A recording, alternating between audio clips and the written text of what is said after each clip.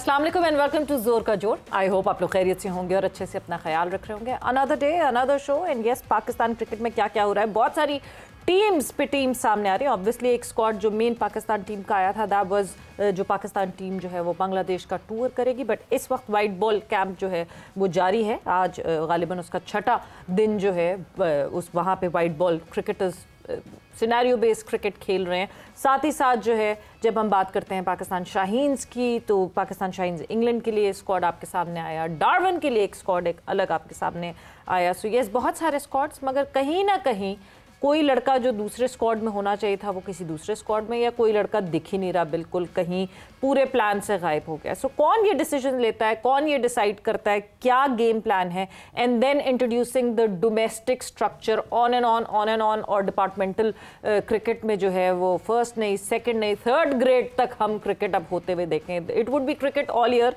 That is what Pakistan cricket board claims, and I hope कि उसी तरह ये क्लेम पूरा रहे। इसी पे बात करेंगे। मैं हूं सवेरा पाशा और मेरे साथ मौजूद हैं हाफिज़ मोहम्मद इमरान। और बिल्कुल जैसे आपने जिक्र किया कि किसी को पता नहीं चलता कि क्या हो रहा है सिलेक्शन में, कैसे खिलाड़ी आ रहे हैं जा रहे हैं, बिल्कुल इस तरह से आजकल पाकिस्तान क्रिकेट बोर्ड की कोई मीडिया पॉलिसी है उसका भी कोई इल्म नहीं है कि वो क्या है। क्योंकि पाकिस्तान क्रिकेट टीम की T20 के वाइट बॉल के कप्तान सलमान अली आगा के साथ पाकिस्तान क्रिकेट बोर्ड उनकी गुफ्तगू अपने डिजिटल प्लेटफॉर्म पर नशर करता है, जिसमें वो एक शेर को अल्लामा इकबाल शायर मशरिक़ हमारे कौमी शायर उनके नाम से मंसूब करते हैं, लेकिन वो शेर दर हकीकत अल्लामा इकबाल हज़रत अल्लामा इकबाल का नहीं है। और पाकिस्तान क्रिकेट बोर्ड की इसे आप लापरवाही कहें, या आप इसे ये कहें कि बेहिसी कहें, या आप इसे कहें कि अदम तवज्जुही कहें, या फिर आप इसे गैर संजीदा रवैया करें, क्योंकि मिलियंस में लोग जो हैं वो फॉलोअर हैं उन पेजेस के जो कि पाकिस्तान क्रिकेट बोर्ड के ज़ेर इंतज़ाम चलते हैं। और अगर आप वहीं से कोई ऐसी चीज़ जो कि कितने बड़े शायर हैं पाकिस्तान के, शायर मशरिक़ उन्हें कहा जाता है, और उनके नाम से कोई चीज़ जोड़कर आप लाखों लोगों तक पहुंचाते हैं, तो इसका मतलब ये है कि आप हक़ाइक़ से नावाकिफ़ हैं और लोगों तक एक गलत पैगाम पहुंचा रहे हैं। तो ये फाश गलती पाकिस्तान क्रिकेट बोर्ड की, जिस पर आज तक अभी तक पाकिस्तान क्रिकेट बोर्ड खामोश है और उसमें कोई तस्हीह भी नहीं की गई है। ये इसके साथ साथ पाकिस्तान क्रिकेट बोर्ड का मीडिया डिपार्टमेंट या जो भी लोग उसको चला रहे हैं, खिलाड़ियों की वीडियोस को अपलोड किया जाता है, फिर उनको डिलीट कर दिया जाता है। तो शुकूक व शुबहात खुद से पाकिस्तान क्रिकेट बोर्ड के फ़ैसला साज पैदा करते हैं और लोगों में फिर अफवाहों का बाज़ार गर्म होता है, और उसके बाद फिर जो नज़ला गिरता है वो भी उन लोगों पर आता है जो उस अफवाहों की जद में आते हैं। तो ये वो चीज़ें हैं जिनके ऊपर पाकिस्तान क्रिकेट आगे बढ़ रही है, क्योंकि गलती अगर चैम्पियंस कप चलाया था उसको बंद कर दिया गया, किसी को कुछ पता नहीं है। जब उसका ऐलान किया गया था तो इस तरह से किया गया था कि जैसे हमने कोई बहुत बड़ी फ़तह हासिल कर लिया, लेकिन जब उसको बंद किया गया है तो खामोशी से भेजा गया है, शायद कि किसी को कुछ इल्म ना हो कि हमने किया क्या था और आगे क्या कर रहे हैं। तो ये सारी चीज़ें हैं जिनके इर्द गिर्द पाकिस्तान क्रिकेट बोर्ड की क्रिकेट घूम रही है। बदइंतज़ामी का बाज़ार गर्म है और शायद कोई पूछने वाला नहीं है। इसी पर गुफ्तगू करेंगे। हमारे साथ स्टूडियोज़ में मौजूद हैं मुजाहिद जमशेद साहब, आप इंटरनेशनल क्रिकेटर हैं, कोच। अस्सलाम वालेकुम मुजाहिद साहब। वालेकुम सलाम। बहुत बहुत शुक्रिया आपका। स्पोर्ट्स जर्नलिस्ट अब्दुल कादिर ख्वाजा साहब, नुमाइंदा हैं समा के, ये भी स्टूडियोज़ में मौजूद हैं। अस्सलाम वालेकुम अब्दुल कादिर ख्वाजा साहब। बहुत बहुत शुक्रिया आपका। Senior sports journalist Abdul Majid Bhatti साहब इस वक्त हमारे साथ टेलीफोन लाइन पर मौजूद हैं। भट्टी साहब अस्सलाम वालेकुम। जी वालेकुम अस्सलाम जनाब। इसमें हैवीवेट्स आपने स्टूडियो में बिठा दिए तो अब तो हम तो 1200 किलोमीटर दूर बैठे थे, हमारी मालूमात तो थोड़ी सी कम है। नहीं, आपकी मालूमात अगर कम नहीं होंगी, यकीनी तौर पर आप आला ज़रफ़ी का मुज़ाहरा करें। लेकिन ये क्या चल रहा है पाकिस्तान क्रिकेट में अब्दुल माजिद भट्टी साहब? सलमान अली आगा के साथ गुफ्तगू होती है, उसमें एक हक़ाइक़ के मुनाफी चीज़ है कि वो शेर अल्लामा इकबाल साहब का नहीं है। फिर खिलाड़ियों की वीडियोज़ आती हैं, अपलोड होती हैं, डिलीट कर दी जाती है, कोई पता नहीं है कि क्यों की जाती हैं। तो ये कौन लोग हैं जो देख रहे हैं पाकिस्तान की क्रिकेट को? इसे क्या कहा जाएगा? देखिए हाफिज साहब, मेरा ख्याल में पाकिस्तान क्रिकेट बोर्ड का जो डिजिटल डिपार्टमेंट है, हुसैन नकवी साहब का कसूर है ना, जो सुमैर सैयद है चीफ ऑपरेटिंग ऑफिसर, उनका कसूर है। लेकिन जब आप एक इतने बड़े प्लेटफॉर्म से इसके मिलियंस में फॉलोअर्स हैं और क्रिकेट पाकिस्तान का नहीं बल्कि साउथ ईस्ट एशिया का सबसे बड़ा खेल है, तो मेरे ख्याल में थोड़ा सा एहतियात बरतनी चाहिए, थोड़ा सा प्रोफेशनलिज्म का मुजाहरा करना चाहिए। इस तरह चीजें अपलोड करने से पाकिस्तान क्रिकेट बोर्ड का गलत इमेज जो है वो बाहर जाएगा। तो मेरे ख्याल में एहतियात बरतने की जरूरत है। लेकिन पीसीबी के जो भी करतब रहता है, यकीनी तौर पर इसकी बात पूछ करनी चाहिए कि एक इतने बड़े प्लेटफॉर्म पे आपने ये गलत चीज नशर कर दी, तो उसका गलत इम्पैक्ट जो जा रहा है, खासतौर जैसे कि हम इसलिए भी हाफिज साहब बात करते हैं कि क्रिकेट हमारी यूथ में बहुत ज्यादा मकबूल है। तो अगर हम अपने नौजवानों को गलत चीजें बताएंगे तो हमारे नौजवान भी उसको फिर गलत तरीके से पेश करेंगे। मेरे ख्याल में इसमें एहतियात बरतने की जरूरत है, बजाय कि जल्दबाजी में कोई चीज अपलोड की जाए। थोड़ी सी तहकीक कर ली जाए, अगर नहीं मालूम किसी से पूछ लिया जाए, लेकिन तहकीक के बगैर जिस तरह इतने बड़े प्लेटफॉर्म पे इस तरह की चीजें अपलोड करना मेरा ख्याल में मुनासिब नहीं। बिल्कुल, और अगर तहकीक नहीं कर पा रहे तो मत कहें, फिर करें ही ना। तहकीक होती है वैसे ख्वाहिश साहब कोई एग्जैक्टली इतना बड़ा अब ऑर्गेनाइजेशन है, डिपार्टमेंट है। हालांकि अब देखें मीडिया डिपार्टमेंट में हाली ये प्रिंट मीडिया या इलेक्ट्रॉनिक मीडिया नहीं है, अब सबसे बड़ा हथियार सोशल मीडिया है। तो वो जब वीडियोस जाती हैं प्लेयर्स की, तो वो ना सिर्फ ट्विटर पे, यूट्यूब पे वायरल होती हैं, बल्कि उसके जो चंक्स होते हैं, जो उसकी जो कटिंग्स होती हैं, वो आपके इंस्टा रील्स पे और टिकटॉक्स पे भी जाती हैं और वहाँ पर वायरल होती हैं। मतलब जिस तरह हम देख रहे हैं, फ़खर का भी इन्होंने लॉन्च किया, फ़खर की भी जा रही है मुख्तलिफ प्लेयर्स की। सलमान अली आगा का जो वीडियो थी वो अच्छी थी, मतलब एक कंटेंट अच्छा था, लेकिन उसमें एक छोटी सी ह्यूमन एरर है, सलमान अली आगा से शायद हुआ और उसको आगे वेरीफाई नहीं किया गया। ये ज़रूर इस चीज़ का हो सकता है, लेकिन चलें आप सब इतने छोटी मोटी गलती माफ़ कर देनी चाहिए। इतने एरर, ह्यूमन एरर, देखिए अब वो सलमान अली आगा पे एतमाद है ना पाकिस्तान क्रिकेट बोर्ड का। पाकिस्तान क्रिकेट बोर्ड ने तो सलमान अली आगा के जो कहे हुए अल्फाज हैं उन पे एतमाद किया कि जी अल्लामा इकबाल का शेर है। तो अब वो उनसे गलती हो गई है आगा साहब से, और कप्तान है हमारे, तो ये चलें छोटी मोटी गलतियाँ चलती रहती हैं। अब इतनी बड़ी गलती नहीं है जिस पे हम बोल दें। मुजाहिद साहब मेरी तरफ देख रहे हैं गुस्से से। मुजाहिद साहब गलतियाँ तो देखें, हम वाकई इसकी बात कर रहे हैं कि वो एक शेर के गलत नाम से वो जोड़ दिया गया। गलतियां तो खैर जैसे कादिर ने कहा कि उससे और बड़ी बड़ी हो रही हैं। मतलब गलतियां तो ऐसी हो रही हैं कि हमें सीईओ प्रेस कॉन्फ्रेंसेस करते हुए दिख रहे हैं, हमें सीएफओ प्रेस कॉन्फ्रेंसेस करते हुए दिख रहे हैं। मेजर क्रिमिनल गलतियां तो ये हैं। थोड़ा सा आपकी इजाजत हो जी जी कि अभी ऑन ए लाइटर नोट, क्योंकि हाफिज साहब ने बहुत ही सीरियस प्रोग्राम का स्टार्ट कर दिया है। मैंने कहा कि पिछले दिनों हमने टेलीविजन पर देखा कि एक शेर निकल आया सड़क पे या गली में, किसी खातून को काट लिया, तो उसमें भी सजा दी गई। तो मेरे ख्याल में उस शेर में और उस शेर में फर्क जरूर है, लेकिन सजा यहाँ भी मिलनी चाहिए। ख्वाजा साहब सजा मिलनी चाहिए। बात ये सवेरा के कुछ ऐसी मोटी मोटी चीज़ें होती हैं जो हमें सोचनी पड़ती है कि एक तो आजकल प्रोटोकॉल का ख्याल नहीं रखा जा रहा, और दूसरा हमें सबको पता है कि जो क्रिकेट की वैल्यू या वर्थ है वो सेकंड रिलीजन है। हम हमेशा इसको as a second religion consider करते हैं ना। तो आप उसमें कैसे इस तरह की गलतियां कर सकते हैं? नंबर एक, आपने बात की आप जी ने कि जिस तरह प्रेस कॉन्फ्रेंस कंडक्ट की जा रही है वो प्रोटोकॉल का ख्याल नहीं रखा जा रहा। देखिए हर वो काम किए जा रहे हैं जो आपकी क्रिकेट को सीरियसली डैमेज कर रहे हैं। हमने यहाँ बैठ के क्रिकेट को बचाना है, क्रिकेट को डैमेज नहीं करना। अभी रिसेंटली जो टीमें अनाउंस हो रही हैं, जिस तरह की जा रही हैं, ये ना सिर्फ हम बल्कि जो आपके फॉलोअर्स हैं वो भी तरह तरह के इस पर वीलॉग्स बना रहे हैं और उस पर तरह तरह के अजीब से कमेंट्स दे रहे हैं। तो आप ऐसे मौके खुद क्रिएट करते हैं ना, तो आप ऐसे मौके क्रिएट ही ना करें। आप प्रोटोकॉल का ख्याल करें, आपकी क्रिकेट भी बेहतर होगी और उसके साथ साथ आपके जो फॉलोअर्स हैं वो भी आपको और फॉलो करना शुरू करेंगे कि नहीं यार अब क्रिकेट से राइट डायरेक्शन में जा रही है, प्रोटोकॉल्स का ख्याल रखा। जिस तरह प्रेस कॉन्फ्रेंस कंडक्ट की गई लास्ट टाइम जिसमें टीम अनाउंस की, वो क्या था? वो तो अभी तक यकीन नहीं आ रहा। ह्यूमन एरर तो नहीं था कि सॉरी ह्यूमन एरर वो किसी और को भेजना हो, वो दो बंदों का नाम चला गया। जज्बाती फैसले होते हैं कि जी आप टीम अनाउंस कर दे। यार ये आप पावर को इस तरह से इस्तेमाल नहीं कर सकते। आप पावर को बैठे बैठे बगैर प्रिपरेशन के नहीं इस्तेमाल कर सकते। याद है आपको मैंने यही बैठ के कहा था कि अलीम डार का काम नहीं है सिलेक्शन कमेटी में जी। तो ये क्या जस्टिफाई करती है? अब उसको भी थोड़ा सा एहसास करना चाहिए कि अगर इस तरह की प्रेस कॉन्फ्रेंस होने के बाद हमें पता भी नहीं होगा तो हमारा क्या काम है फिर? नहीं वैसे उस सिलेक्शन कमेटी में अलीम के साथ 3 और भी लोग हैं। देखिए मैं तो डे फर्स्ट से कह रहा हूँ कि Asad Shafiq was a brilliant cricketer, लेकिन वो हमेशा सेल्फ क्रिकेटर था। उसका काम नहीं है सिलेक्शन कमेटी में, ख़ास तौर पे उस एज में। अभी आप रिसेंटली क्रिकेट को फिनिश करके सिलेक्टर बन गए, वही प्लेयर्स आप वो खेल भी रहे थे, सिलेक्टर भी थे, खेल भी रहे थे। तो इस तरह की चीज़ें जो है अब बोर्ड को सोचनी पड़ेगी। और जिस तरह की टीमें अनाउंस हो रही हैं, हमें फास्ट बॉलर नज़र ही नहीं आ रहा।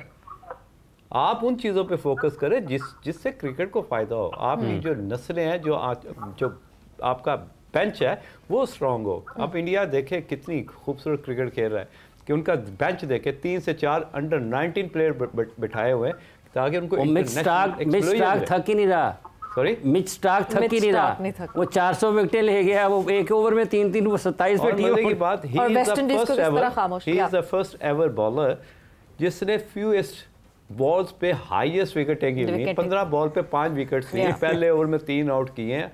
और उसकी एनर्जी और उसका जो यूटिलाइज किया जा रहा है वो अनबिलीवेबल। देखिए, आप बॉलर तो होते हैं, आपका कप्तान या कोच आपको यूज़ किस तरह करता है। आप बुमराह को देख रहे हैं, बुमराह को कप्तान किस तरह यूज़ कर रहा है, ये भी एक आर्ट है। इन चीज़ों में है आप दुनिया आपको जब क्रिकेट खेलते देखे, आपको फील है कि आप बड़ी तैयारी के साथ और एक वेल प्लान के साथ हैं कि आपने अपने प्लेयर्स को यूटिलाइज किस तरह आप all together as a player कैसे हो जाते हैं। मतलब आप अगर बेन स्टोक्स की प्रेस कॉन्फ्रेंस सुन लें आफ्टर द मैच, जब कल एंड हुआ है, आपको थॉट प्रोसेस पता चलता है कि कहाँ से वो मैच्योरिटी या थॉट प्रोसेस आता है। How can a cricketer be so smart, because वो स्मार्टनेस हमें नहीं दिख रही।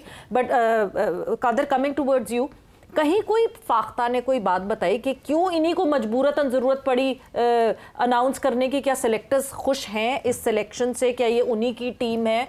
बिकॉज पिछली दफ़ा जब बांग्लादेश के अगेंस्ट थे तो सिलेक्टर्स को पता ही नहीं था कि टीम कौन सी अनाउंस हुई। बिल्कुल सवेरा, ये सवाल जो है वो हर बंदे के, हर शायकीन क्रिकेट के जहन में है कि ये 2 अफराद क्यों आए पाकिस्तान क्रिकेट बोर्ड की जो प्रेस कॉन्फ्रेंस थी, टीम का ऐलान करने टीम का ऐलान था, जिस तरह सर ने बताया। तो मेरा एक सवाल है वैसे किसी से, मतलब अगर ये 2 एम्प्लॉय हैं पाकिस्तान क्रिकेट बोर्ड के, तो क्या सवाल किससे है ख्वाजा साहब? आप सबसे है। अच्छा, ये क्या कानून में शामिल है पाकिस्तान क्रिकेट बोर्ड के कि कोई उनका एम्प्लॉय जो है वो आके प्रेस कॉन्फ्रेंस नहीं कर सकता? बड़े लेवल का डायरेक्टर मीडिया है और उसके साथ CEO हैं, तो क्या वो दोनों प्रेस कॉन्फ्रेंस नहीं कर सकते अगर कोई सिलेक्टर मौजूद नहीं है या वो बिजी है या आउट ऑफ कंट्री है या उसको कोई? बाय द वे, दोनों सिलेक्टर्स जो है उस दिन पाकिस्तान क्रिकेट बोर्ड के अंदर मौजूद। मैं वैसे पूछ रहा हूँ कि ऐसा कोई कानून है कि पाकिस्तान क्रिकेट बोर्ड का एम्प्लॉय नहीं कर सकता, या इतना अगर बड़े लेवल के कोई मैनेजमेंट है या वो डिसाइड नहीं कर सकते या वो इसको अनाउंस नहीं कर सकते? हाँ, ये जरूर था कि उनसे मुतलका फील्ड नहीं थी, उनसे जो सवालात हुए वो उनसे मुतलका तो अगर आप कानून नहीं है, आप नहीं, कानून नहीं, आप CFO की जगह पे जाके बैठ सकते हैं? नहीं बैठ सकते ना, because that is not your domain. बिल्कुल ऐसे ही है, मैं यही कह रहा हूं कि फिर आपको पता चल गया कि वो एक्सपोज हो गए कि उनसे जब सवाल पूछें तो जिस तरह का जवाब, it is an interactive session. या तो आप कह रहे हैं जी मैं अनाउंस करने आया हूं बस, इसके बाद मैं मीडिया से बात नहीं करूंगा।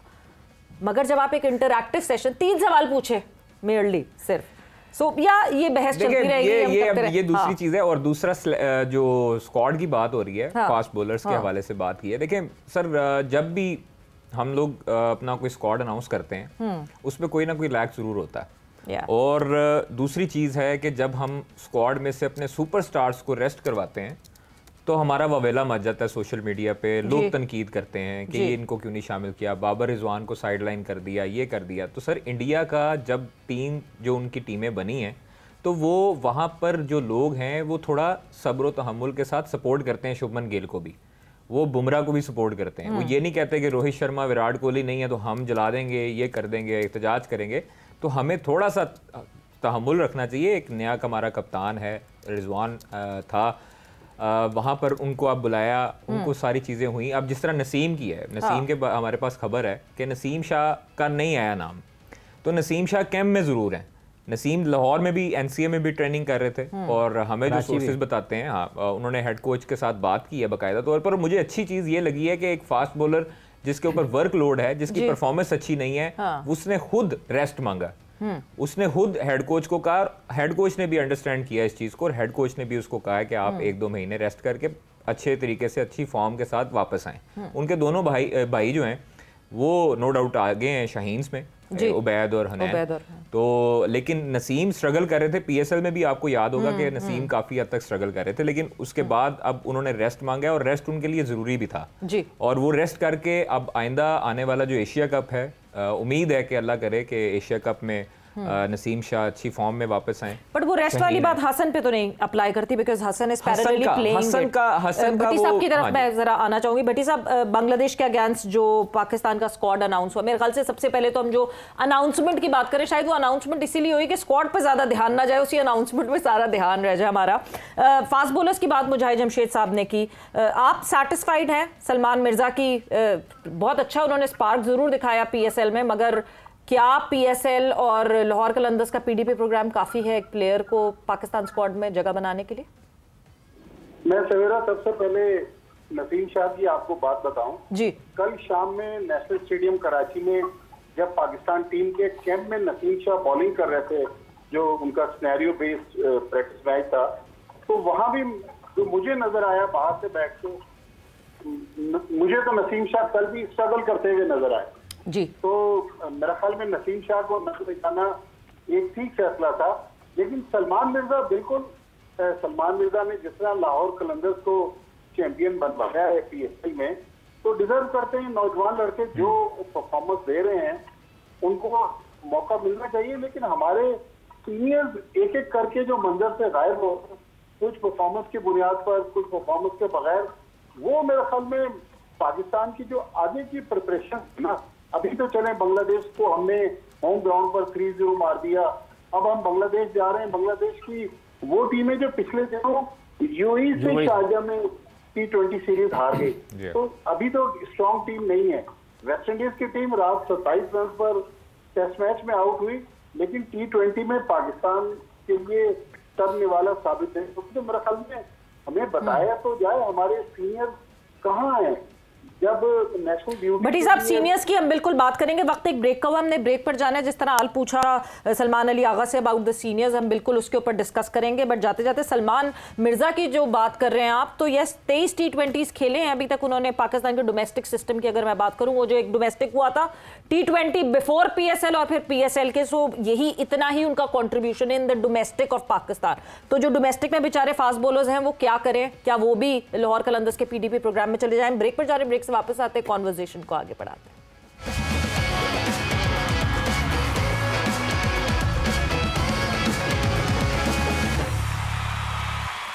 वेलकम बैक टू जोर का जोर। और ब्रेक में हमारी बेसिकली टेस्ट क्रिकेट के हवाले से बात हुई थी, and how beautiful is test cricket. मतलब हमने एक तरफ इंग्लैंड इंडिया का हमने टेस्ट क्रिकेट देखा, दूसरी तरफ ऑस्ट्रेलिया वेस्ट इंडीज के टेस्ट क्रिकेट में जो हुआ, अनोखी चीज़ें टेस्ट क्रिकेट में होती रहती हैं। पता नहीं क्यों हमारे बोर्ड को जो है वो टेस्ट क्रिकेट खेलने का कोई खास शौक नहीं है, थोड़े से चुनिंदा हम टेस्ट क्रिकेट खेलते हैं, और हमारे टेस्ट क्रिकेट इतने इंटरेस्टिंग क्यों नहीं होते? मुजाहिद साहब, मैं बिल्कुल डेविएट कर गई हूँ डिस्कशन में, बट ये ज़रूरी है आपसे। नहीं, देखें ये बात होनी बहुत इम्पोर्टेंट है, क्योंकि हमने जितने भी कैंप्स देखे रिसेंट पास, वो सारे पावर हीटिंग, बिल्कुल अगर आप क्राउड को भी देखें कितने एंटरटेन हो रहे हैं। और ये सेशन टू सेशन जिस तरह अपने कलर चेंज करती है, beauty of cricket, because we believe कि ये कलर चेंज करती है। और हमने 3 टेस्ट मैच देखे, पहले 1200 रन करके पहले टेस्ट मैच इंडिया हार गया, फिर अगले मैच में इंडिया ने इंग्लैंड को हराया और क्राउड ने पूरा एंजॉय किया। ये आप कल का जो मैच है, जिस तरह मैच लगता था कि इंडिया बड़े आराम से कर जाएगा, जिस तरह फाइट बैक थी कि फिर आपका क्राउड इन्वॉल्व हुआ, फिर वो एक अनसीन एनर्जी आपने क्रिएट की, उससे गेम लिफ्ट हुई। अगले दिन इंडियन ग्राउंड में है, उन्होंने अनसीन एनर्जी क्रिएट की, उसको इस्तेमाल किया अंदर वाले बैट्समैन, जिस तरह जडेजा ने फाइट बैक की कि टेल के साथ उनके साथ हर ओवर में डिस्कशन, बाउंसर्स, लेफ्ट सिंगल, फिर सिंगल ना लेना, इतनी ब्यूटी क्रिकेट की मैंने बड़े अरसे के बाद देखी। वेल डन अजय रविंद्रा, जिसने इतनी आउटस्टैंडिंग इनिंग खेली। तो ये मेरी कंप्लेन है पाकिस्तान क्रिकेट बोर्ड से कि टेस्ट क्रिकेट की जो इन्होंने बिल्कुल कट ऑफ कर दिया है, उसके बारे में सोचना चाहिए। ओडीआई कर दिया टेस्ट, तो फिर बात की बात है कि आपको ओडीआई आप कहते हैं जी पावर हिटर, आप इसको फटाफट डिवाइड करते हैं कि 160 के स्ट्राइक रेट से खेलता है शोभन गिल T20 में, one of the best player, IPL में भी, जितने भी इंटरनेशनल क्रिकेट में भी। सडनली जब वो वनडे क्रिकेट खेलता है तो वो आ जाता है 100 और 120 के स्ट्राइक रेट पे, क्योंकि आपको 350-400 रन करने इस एंड वाले। उसके बाद जब आप टेस्ट क्रिकेट में आते हैं तो आप अपना स्ट्राइक रेट ले आते हैं 60 to 80।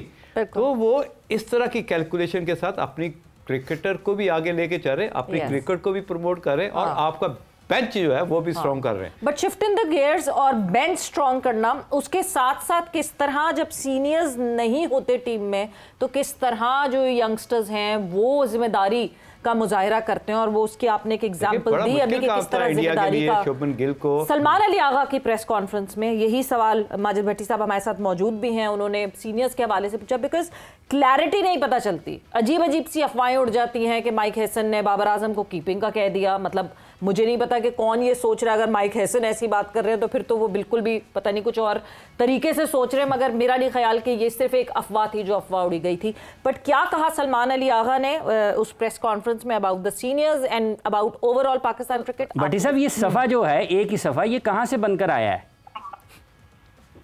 देखिए, सफा तो बना है फिरोजपुर रोड से। अच्छा।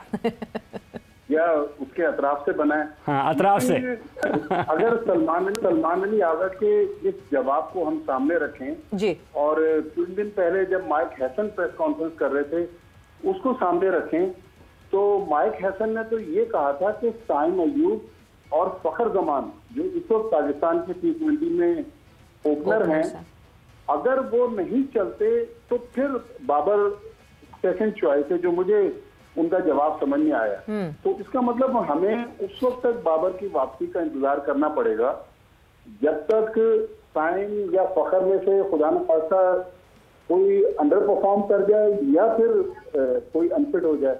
इसी तरह मोहम्मद रिजवान चूंकि विकेट कीपर थे, तो विकेट कीपिंग में आपको पता है कि मोहम्मद हारिस आजकल खेल रहे हैं as a specialist wicket keeper. मेरा नहीं ख्याल इस वक्त मोहम्मद रिजवान को वो खिलाएंगे। और इसी तरह अगर आप बॉलरों की तरफ आ जाएं तो शाहीन शाह अफरीदी का तो मौमा है जो समझने का न समझाने का। लेकिन यही है कि अगर कोई खुदा न खासा डिजास्टर ना हुआ तो मुझे नहीं लगता कि फौरी तौर पर 4-5 खिलाड़ियों की वापसी मुमकिन है इस फॉर्मेट में।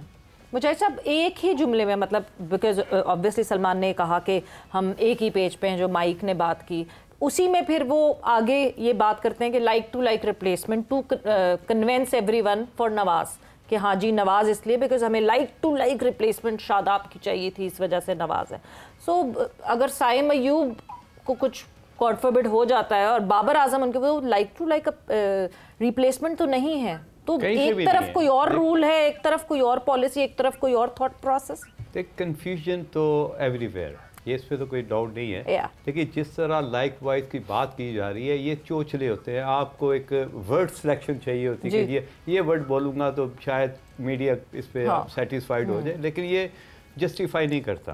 आप अगर कंपैरिजन करें बाबर को और सैम को तो ह्यूज डिफरेंस है। ये मॉडर्न डे क्रिकेट को वो सारी शॉट ऑफ रेंज भी है और उसकी वो पावर भी है जो, और उसका जो मेंटली जिस तरह वो स्ट्रांग हो रहा है डे बाय डे, बाबर के पास शॉट ऑफ सिलेक्शन ना होने की वजह से ये प्रॉब्लम फेस कर रहा है। इस प्रेस कॉन्फ्रेंस में उसको डिस्कस किया जा रहा है। अगर उसके पास शॉट ऑफ रेंज होती या अपने आप को थोड़ा सा बेहतर किया होता, लिफ्टेड शॉट, एक ही चीज़ चाहिए थी ना आपको।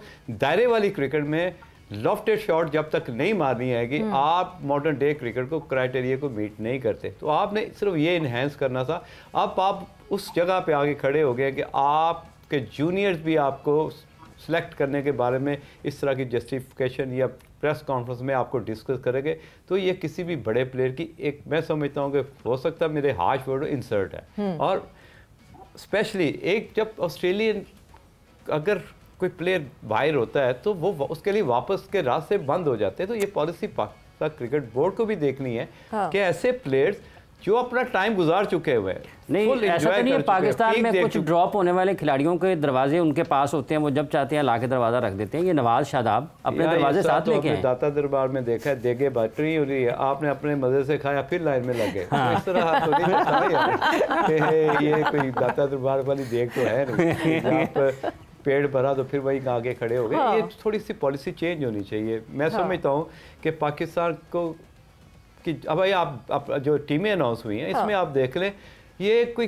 टीमें नहीं लग रही, हजूम लग रहा है। आपका कैंप भी हजूम था। आपने जो टीम सेलेक्ट की, चाहे वो शाहीन की चाहे वो बांग्लादेश टूर के, ऐसे लग रहा है हजूम है, कोई प्लान नजर नहीं आया। क्योंकि आप अगर देखें सलमान मिर्जा 25 खिलाड़ियों का प्लान है तो सही नहीं, देखें 25 खिलाड़ियों जी, हम देखते हैं कि आपकी जो स्क्वाड अनाउंस हुआ है उसमें फास्ट बॉलर कितने हैं, स्पिनर कितने हैं, और वो उनकी मेजरमेंट कितनी है कि वो कितना 5 साल सर्व करेंगे, 3 साल सर्व करेंगे या 10 साल सर्व करेंगे। जिस तरह शाहीन था, जैसे वो है, हमें पता था ये 5 से 10 साल पाकिस्तान को सर्व कर सकता है। तो उस तरह का माइंडसेट या उस तरह की सिलेक्शन का जो म्यार है आपके दिमाग में होता है, वो कहाँ है? आप तो सिर्फ टाइम टपाव वाली बातें कर रहे हैं, उस तरह की टीम सिलेक्शन कर रहे हैं कि यार अच्छा, आपके ख्याल में डंग टपा हुआ है, ठीक है, वक्त गुजारी का काम हो रहा है। वक्त ख्वाजा साहब, सिलेक्शन इसी बुनियाद पर हो रही है कि इधर से भी प्लेयर आ जाए, उधर से भी आ जाए, तमाम जो आपके कॉर्नर्स हैं, तमाम कोने जो हैं वो ज़रा खामोश हो जाए?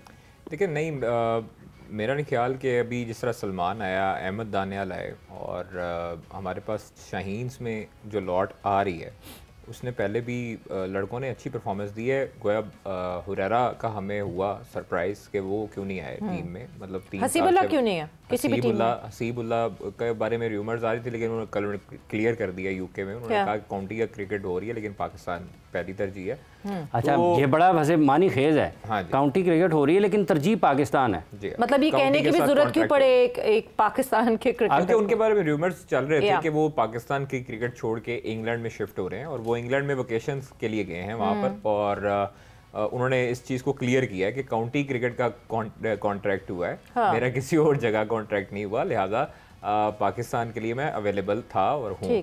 तो दूसरी चीज़ है कि हसन अली रोटेशन पर इंग्लैंड में क्रिकेट खेल रहे हैं, पाकिस्तान टीम के लिए उनको आराम की ज़रूरत है। हाँ जी, और ये भी लगता है कुछ उसी किस्म का 20 तारीख को वो, ये जो अभी मुजाहिद साहब कह रहे थे ना कि कंफ्यूजन है, अब हाँ 20 को वो वापस भी आ जाएंगे। यार आप इतने मुश्किल से, थोड़ी आप इतनी मुश्किल से टीम में आते हो, इतनी मुश्किल से फिटनेस इंप्रूव करके आते हो, उसके बाद आप जब पाकिस्तान टीम बाल भी लंबे किए हैं सर उस दौरान, गायब हो जाते हैं। नहीं, पीएसएल में देखें ना आप, परफॉर्मेंस जो उनकी पेंडिंग, हसन का मैं इस चीज़ से, एक चीज़ से मदा ज़रूर हूँ कि वो कोई कमेंट नहीं करते हैं, वो सिर्फ अपनी परफॉर्मेंस और अपने जो एबिलिटी है वो शो करके वापस टीम में आते हैं। और जब इंजरी से वापस आता है परफॉर्मेंस आती है, सो वो तो रेड बॉल में भी देखें। मगर एक आपने नाम लिया हुरैरा, भट्टी साहब, हुरैरा क्या शोएब मलिक की वजह से भुगत रहा है?